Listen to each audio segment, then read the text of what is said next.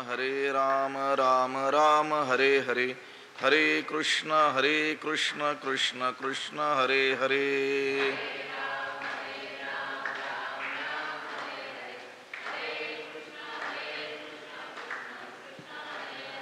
कुंडलीक वरदा हरी विठ्ठल श्री ज्ञानदेव तुकाराम, पंढरीनाथ भगवान की जय, माऊली ज्ञानेश्वर महाराज की जय, जगद्गुरु तुकाराम महाराज की जय।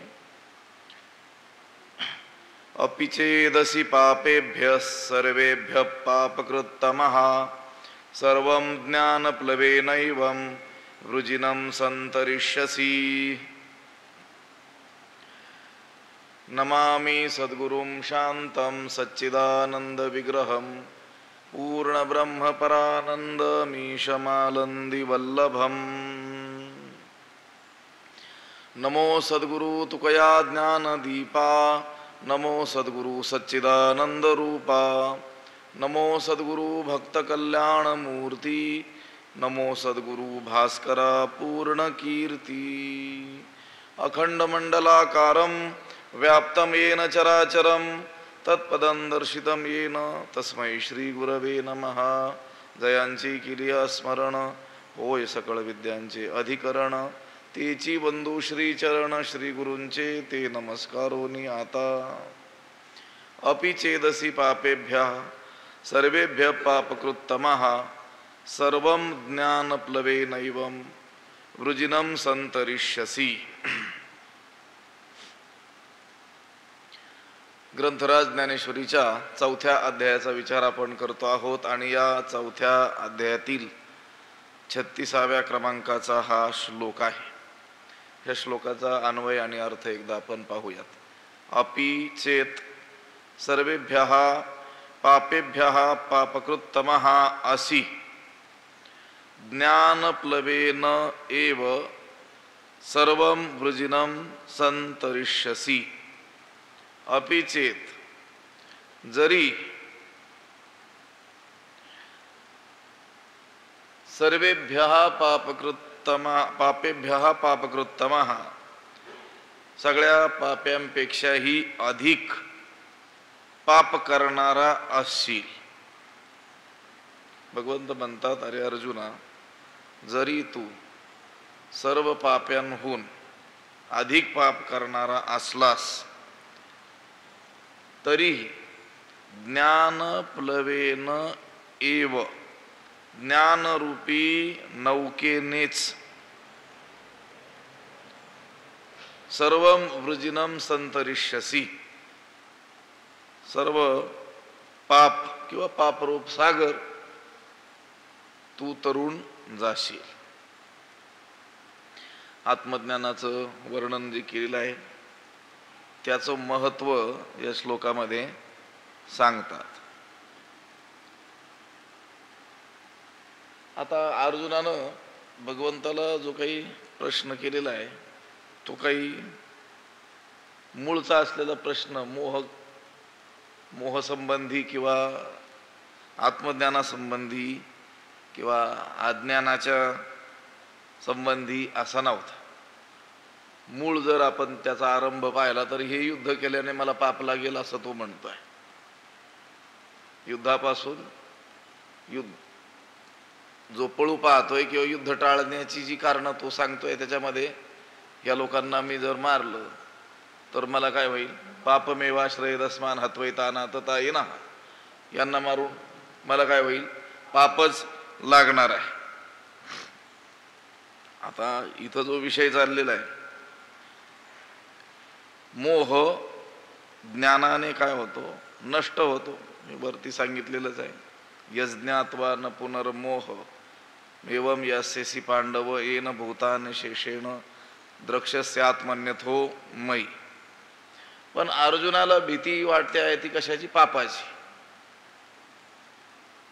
ते पाप सुद्धा या ज्ञानापुढे राहत नाही, टिकत नाही, हे भगवंत या श्लोकाच्या माध्यमातून अर्जुनाला सांगतात। आता पापाचं मूळ असलेलं अज्ञानच जर नष्ट होत असेल तर पाप राहील कसं?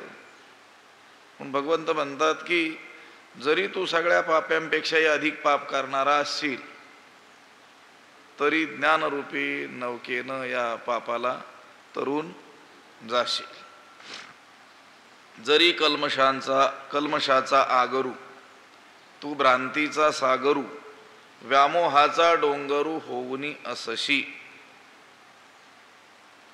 तू जरी कल्मशाचा आगरू भ्रांतीचा सागरू व्यामोहाचा डोंगरू होऊनी असशी. तू जरी कल्मशाचा आगरू पापाचा आगर पातकाची खार भ्रांतीचा सागरू भ्रमाचा सागर आणि व्यामोहाचा डोंगरू म्हणजे व्यामोह मूढता त्याचा काय असशील पर्वत डोंगर असशील जरी असलास तरी पुढची उभी आहे तरी ज्ञानशक्तीचे निपाडे हे आगवेची गा थोकडे ऐसे सामर्थ्य असे चोखडे ज्ञानी ये. या ज्ञानामध्ये असं मोठं काय आहे सामर्थ्य आहे. जरी कल्मशाचा आगरू कल्मश म्हणजे पाप. अर्जुनाला वाटत होतं की हे युद्ध केल्यानं गोत्राचा कुळाचा घात केल्याचं पाप मला लागणार आहे. मित्रद्रोहाचं गुरुद्रोहाचं गुरुवधाचं पातक मला लागणार आहे. अहो बत महत् पापम कर्तुम व्यवसिता वयम यद्राज्य सुखलोभेन हंतुम स्वजनम उद्यताहा. किंवा मी बोललो त्या मगाशी पापमेवाश्रयदस्मान हत्वैतानात ताईनाहा. जरी वधू करुणी गोत्रजांचा तरी वसोटा होवणी दोषाचा मज जोडलासी तू हातीचा दूर होसी. त्याला त्या पातकांची काय वाटते भीती वाटते. भगवंत म्हणतात जरी तू कल्मशाचा आगरू म्हणजे पापाचा आगर पातकांची खाण जरी असलास पुन्हा तू भ्रांतीचा सागरू भ्रमाचा सागर जरी असलास. भ्रम मिथ्याज्ञान अध्यास याला काय म्हणतात भ्रम असं म्हणतात. चुकीचं असलेलं समज उलटी समजूत त्याला काय म्हणतात भ्रम म्हणतात. आत्मस्वरूपाचं अज्ञान या देहादिकांच्या ठिकाणी असलेलं तादात्म्य पुन्हा या जगताच्या ठिकाणी असलेली सत्यत्व बुद्धी या सगळ्याचा अंतर्भाव या भ्रमात अज्ञानातच होतो. याचीच ते वेगवेगळी काय आहेत परिणाम आहेत. हे अज्ञान असण्याचेच ते परिणाम आहेत की जगत आपल्याला काय वाटतं सत्य वाटतं. देहादिकाच्या ठिकाणी आत्मत्व बुद्धी आपल्याला होत असते. तू भ्रांतीचा सागरू अर्जुनाच्या ठिकाणी अशा रीतीचा काय आहे भ्रम आहे. स्वदेहा नाम अर्जुन परदेहा नाम स्वजनू संग्रामा नाम मलिनू पापाचा. तो स्वतःला देहच मानतोय देहात्मबुद्धी त्याच्या ठिकाणी आहे. तू भ्रमलेपणे अहंकृती यासी घातू न धरीसी चित्ती तरी सांगे काही हे होती चिरंत. माग बोलून गेलेले आहेत भगवंत. तू भ्रांतीचा सागर तू भ्रमाचा जरी सागर असलास आणि व्यामोहाचा डोंगरू होऊनी अससी. व्यामोह विशेष प्रकारचा मोह भ्रमाचा डोंगर जरी असलास.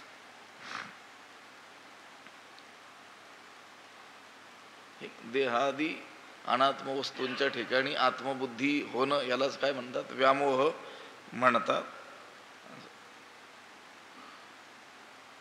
अहम अध्यास आणि मम अध्यास या दोघांचा अंतर्भाव या व्यामोहामध्ये होतो. या व्यामोह अर्जुनाच्या ठिकाणी असल्यामुळंच कार्य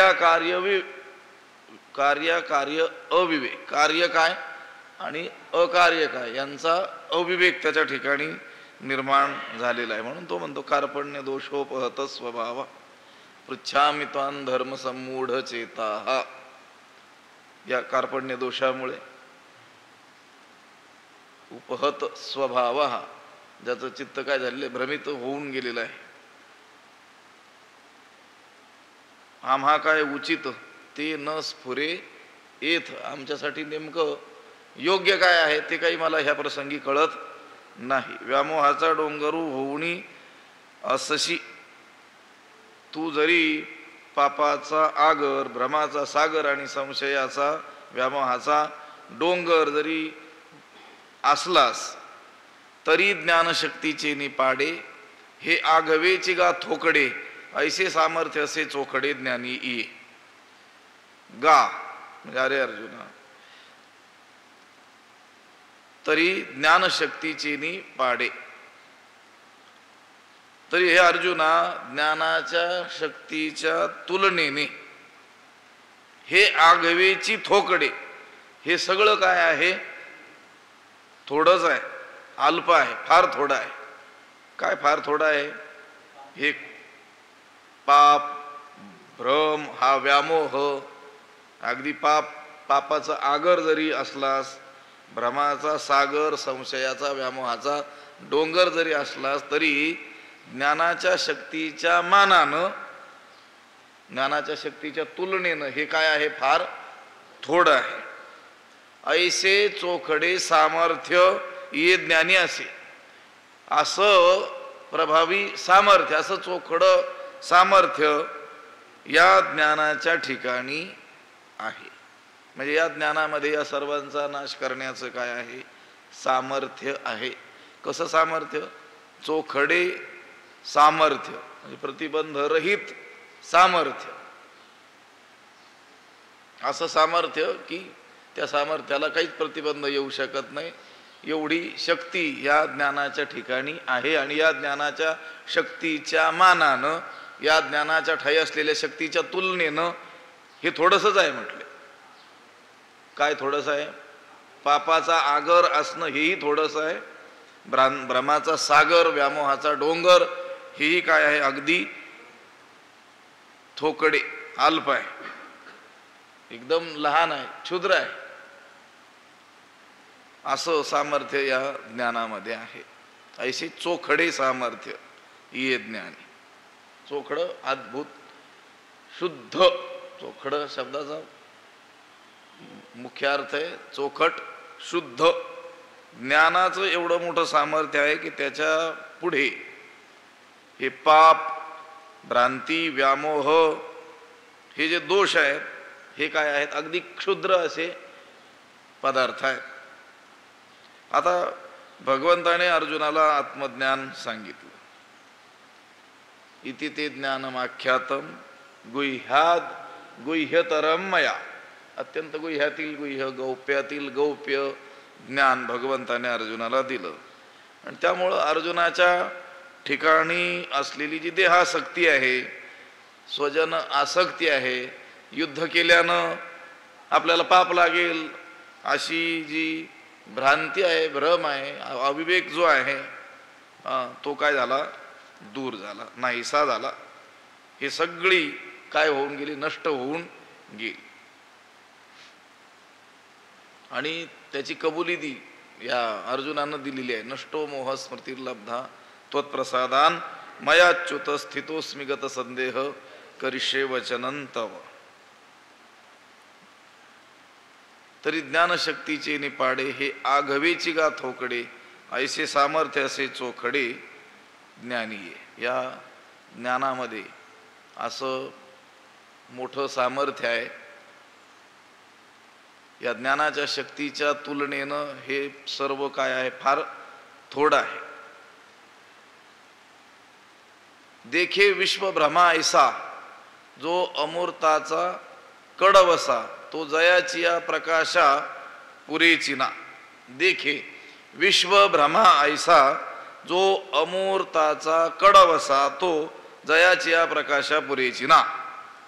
देखे पहा, असं पहा की विश्व भ्रमा ऐसा,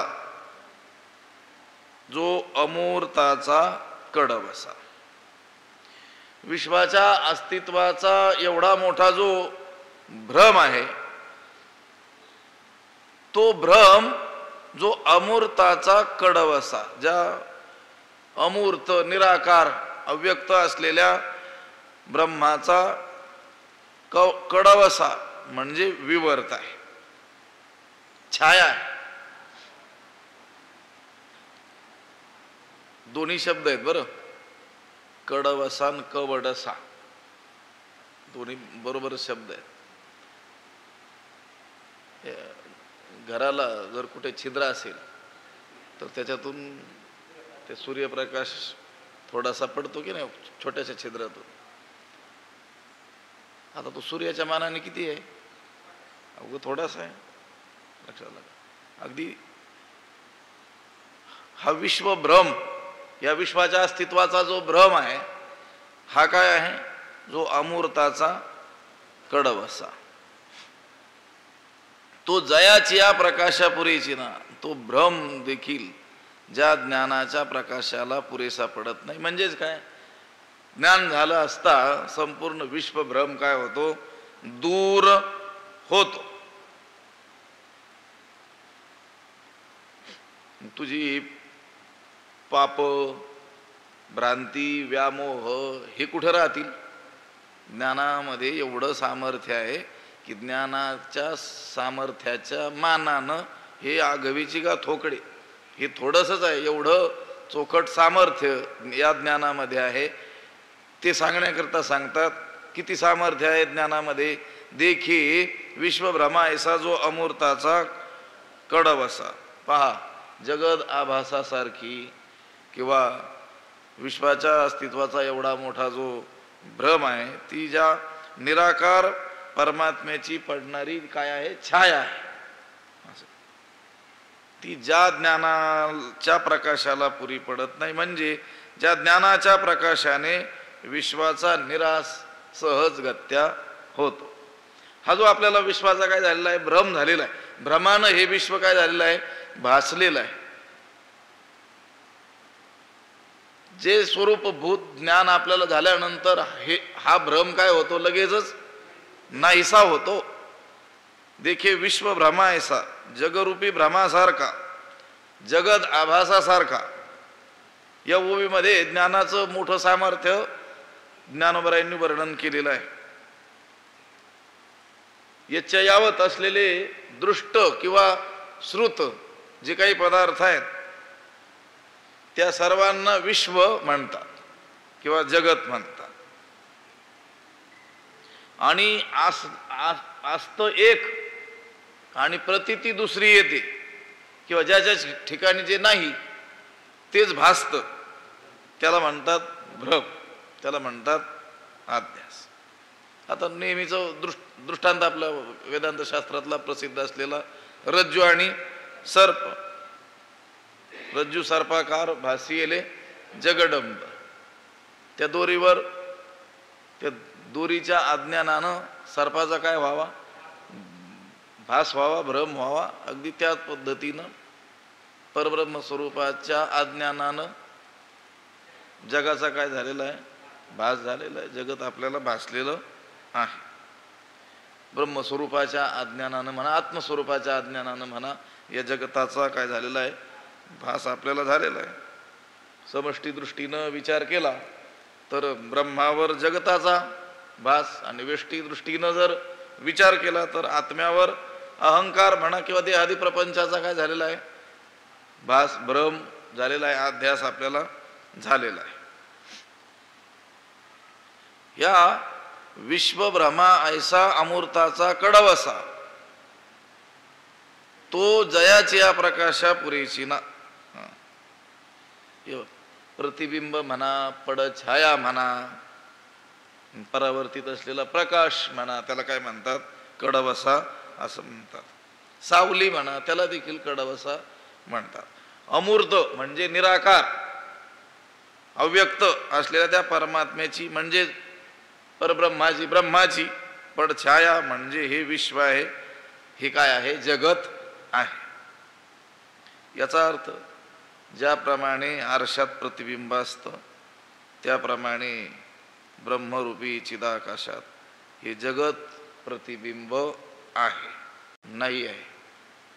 त्याचा कडवसा, त्याची छाया कशी काय असू शकते असं. निरूप रूपवान नसलेला जो पदार्थ त्याचं प्रतिबिंब कसं काय असू शकतं? आरशामध्ये कोणत्या पदार्थाचं प्रतिबिंब दिसेल? रूपवान पदार्थाचं काय दिसेल? प्रतिबिंब दिसेल. जो अमूर्त पदार्थ आहे त्याचं प्रतिबिंब कसं काय दिसेल? आता त्याचं थोडक्यात समाधान वेदांत शास्त्रात सांगितलेलं आहे नेहमीच. उदाहरण दिलं, ज्याप्रमाणे निराकार आणि निरूप असलेलं जे आकाश, त्याच्या ठिकाणी निलिमा आहे का? निलिमेचा काय आहे? भ्रम आहे. निळं दिसतंय की नाही आकाश? निळं दिसतं. त्या आकाशाच्या दिसणाऱ्या रंगालाच आपण आकाशी रंगही म्हणून टाकलेला आहे. पण त्याच्या ठिकाणी तो आहे का वास्तवता? नाही आहे. पण भासतो की नाही? अगदी त्याच पद्धतीनं ब्रह्माच्या ठिकाणी हे जगत कडवशाप्रमाणे म्हणजे प्रतिबिंबाप्रमाणे म्हणा किंवा पडछायेप्रमाणे आभासिक आहे. कडवसा म्हणण्यानं काय सांगितलं? हे जगत जे आहे, हे विश्व जे आहे ते ब्रह्माचं काय आहे? विवर्त आहे, आध्यस्थ आहे असं सांगितलेलं आहे. देखे विश्व भ्रमा ऐसा जो अमूर्ताचा कडवसा, तो जयाची या प्रकाशा पुरेशी ना. जयाची म्हणजे ज्या ज्ञानाच्या प्रकाशाला पुरेसा पडत नाही. काय पुरेसा पडत नाही?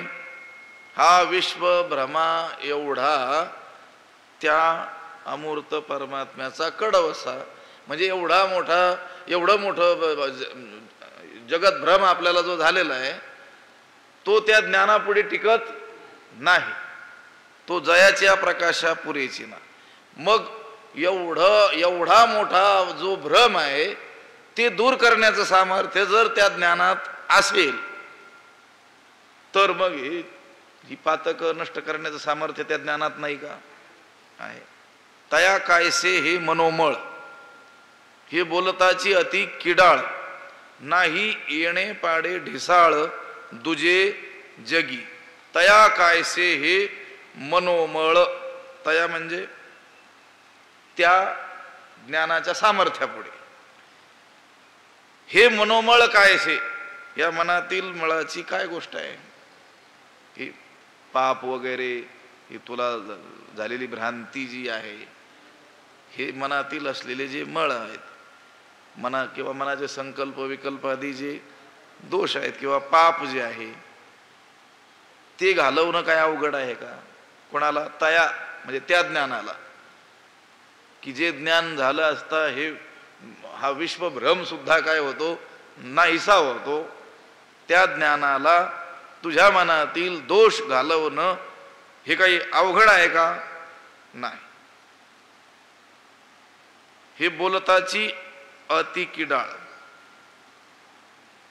हे बोलणंच म्हणजे अशी तुलना करणंच काय आहे? अति किडाळ, अनुचित आहे. ज्ञानानं मनातील दोष कसे काय जातील असं बोलणंच काय आहे? अनुचित आहे, चुकीचं आहे. असं बोलणं सुद्धा उचित नाही आहे. नाही येणे पाडे ढिसाळ दुजे जगी. येणे पाडे ढिसाळ जगी दुजे नाही. कारण जगात याच्यासारखं दुसरं समर्थ असलेलं, सामर्थ्यवान असलेलं, याच्या तुलनेनं मोठं असलेलं कोणीही नाही आहे. कोणाच्या? ज्ञानाच्या. तया कायसे हे मनोमळ. कसले? त्याच्या पुढं कसलं आलं हे मनोमळ?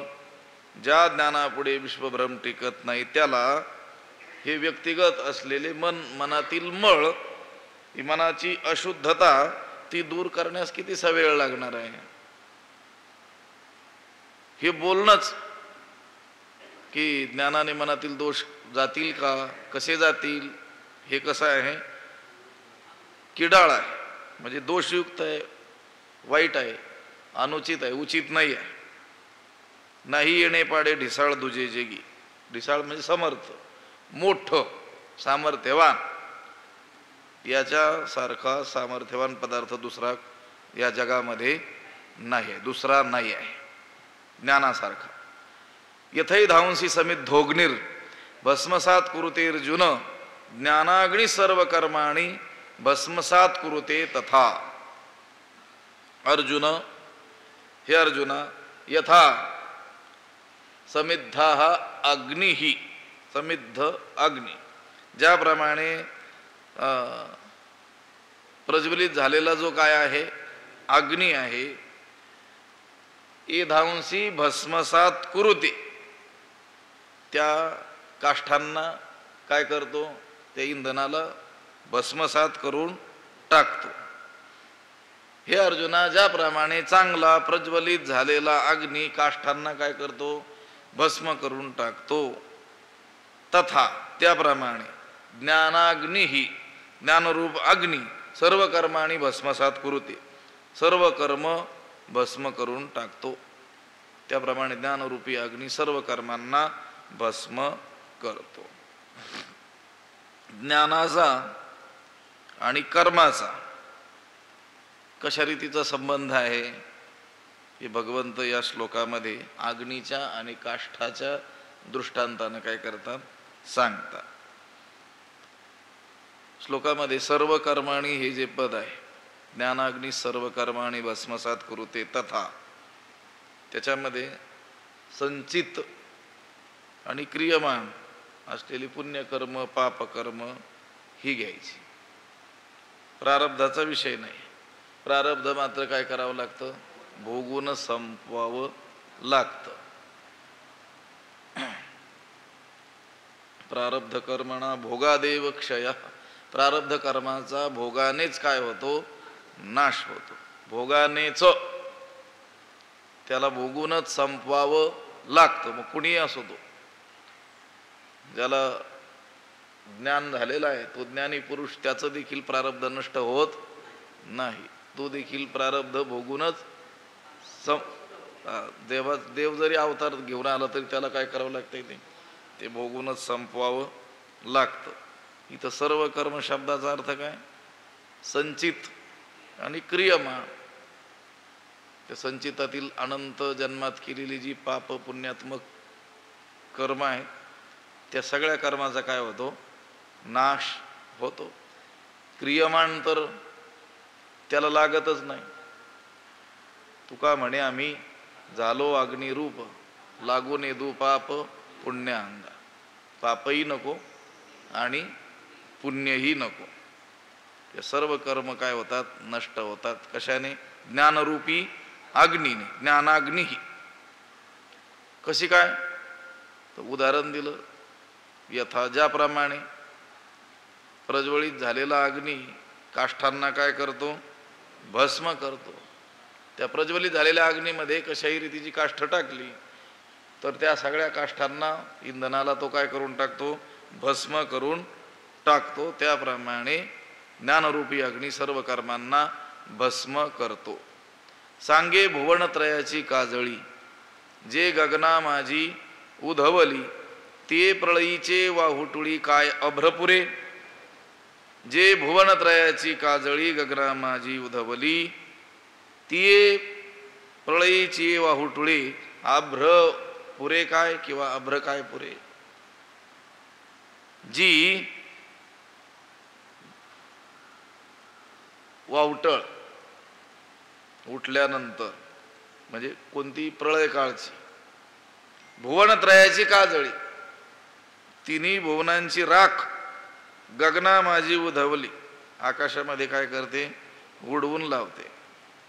प्रलयकालीन वावटळ, त्रैलोक्याची काजळी, समय जे आहे त्या दिव्याच्या वातीपुढे येणारी जी राखेसारखा पदार्थ, त्याला काय म्हणतो, काजळी म्हणतो. ती काय करते, आकाशात उडवून लावते. तेथे त्या वावटळीला उडवून लावायला आभाळ पुरेसे पडते काय, म्हणजे त्याच्या पुढं आभाळ पुरेसं पडेल का. प्रळय काळामध्ये उठणारी वावटळ, की जी वावटळ या तीनही लोकांना राखेसारखं आकाशात काय करते, उडवून लावते. त्या वावटळी पुढं हे आभ्र म्हणजे ढग टिकतील काय. म्हणजे साध्या हवेनं देखील जे ढग काय होतात, इतस्ततः पांगले जातात. तर ती प्रलयकालीन वावटळ सुटल्यानंतर त्याच्या पुढे हे आभ्र तग धरतील का? नाही धरणार. भुवनत्रयाची म्हणजे त्रैलोक्याची, स्वर्ग मृत्यू पाताळ या 3 लोकांची काजळी, काजळी म्हणजे धूळ म्हणा, राख म्हणा, या अर्थानं त्या प्रलय काळाचं वर्णन केलेलं आहे की त्यावेळेस प्रचंड काय होते, उष्णता. 12 आदित्य आकाशात काय होतात, उदित होतात आणि त्यांच्या उष्णतेनं हे त्रिभुवन जळून काय होतं, खाक होतं. हे आताच ऊन पडायला लागले. पुढच्या महिन्यामध्ये तर आणखी भयंकर काय असणार आहे, उष्णता असणार आहे. असे 12 आदित्य जर आकाशात एकत्र उगवले तर राहील का काही शिल्लक? राहणार नाही. त्या उष्णतेनं त्रिभुवन जळून खाक होतं आणि त्या त्रिभुवनाची झालेली जी राख आहे ती या प्रलय काळामध्ये सोसाट्याचा जो वारा सुटत असतो त्या वाऱ्याच्या योगानं वर आकाशात काय होते, उडून जाते. उदाहरण कशासाठी दिलं? ज्ञानापुढं हे तुझं जे पाप आहे, मनोमळ आहे, ते किती काय आहे, क्षुद्र आहे, हे सांगण्याकरिता हा दृष्टांत, हे उदाहरण दिलेलं आहे. पुढच्याही ओवीमध्ये आणखी एक दृष्टांत आलेला आहे. सांगे भुवनत्रयाची काजळी जे गगना माझी उधवली, ती प्रळयीचे वाहुटुळी काय अभ्रपुरे. वाहुटळ, वाहुटळ वाऱ्याचा वेग, मोठ्या वेगाचा असलेला वारा, सोसाट्याचा वारा. त्या वाऱ्यापुढे हे आभाळ कितीसा असणार आहे की पवनाचे नि कोपे, पाणीची जो पळीपे, तो प्रळयानळू दडपे तृणे काष्ठे काय. की जो प्रळयानळू, पवनाची नि कोपे, पाणीची पळीपे, तो तृणे काष्ठे दडपे काय. की अथवा वरचा दृष्टांत नसेल लक्षात आला तर आणखी एक दृष्टांत ज्ञानवराय सांगतात. जो प्रळयानळू, जो प्रलय काळचा अग्नी, पवनाचे नि कोपे, वाऱ्याच्या क्षोभानं, आणि पाणीची पळीपे, मग पाण्यानेच काय करतो, पेट घेतो. जो वाऱ्याच्या क्षोभानं आणि पाण्याच्या योगानंच प्रज्वलित होतो तो प्रलयकालीन असलेला अग्नी तृणे काष्ठे दडपे काही. गवताने आणि काष्ठानं दडपला जाईल का? प्रलय काळच्या अग्नीचं उदाहरण दिलंय. कसा अग्नी? जो पेटण्याकरिता, भडकण्याकरिता त्याला तो वारा आणि पाणीच काय आहे, पुरेसा आहे. पाणी आणि वारा त्याला काय होणार आहे, सहाय्य होणार आहे. त्याच्यामध्ये दुसरं इंधन टाकण्याची गरजच नाही. त्या वाऱ्याच्या योगानंच अधिक तो काय होईल, क्षुब्ध होईल. त्या पाण्यानेच तो काय होईल, प्रज्वलित होईल.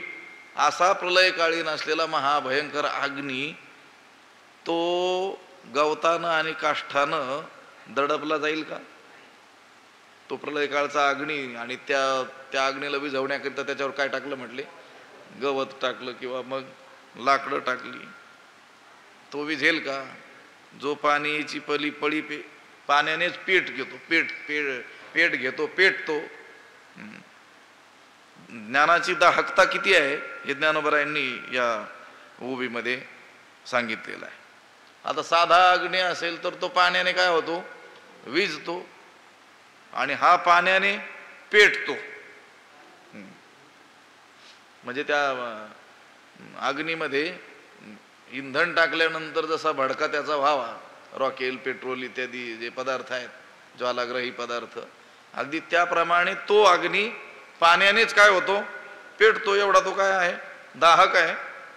त्याप्रमाणे जे ज्ञान सर्व द्वैताचा, विश्वभ्रमाचा काय करणार आहे, निराश करणार आहे, त्याच्या पुढे हे मनोमळ कितीसा असणार आहे. त्याला हे मनोमळ नाहीसा करायला कितीसा वेळ लागणार आहे.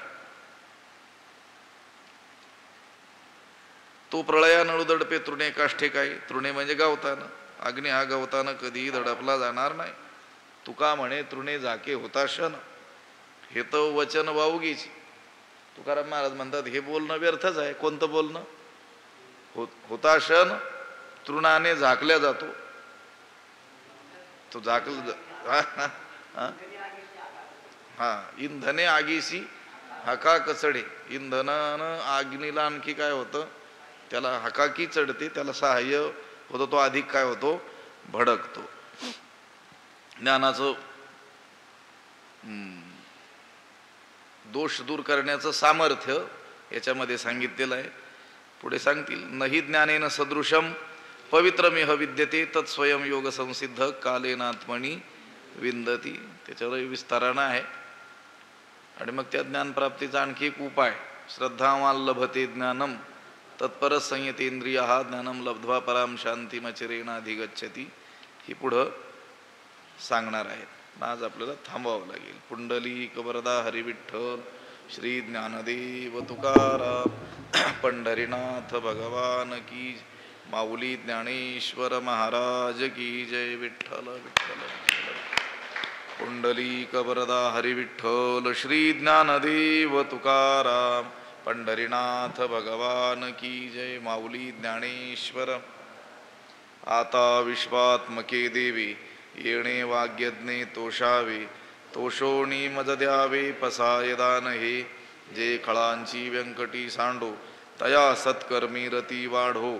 भूता परस्परे पडो मैत्र जीवांचे, दुरितांचे तिमिर जावो.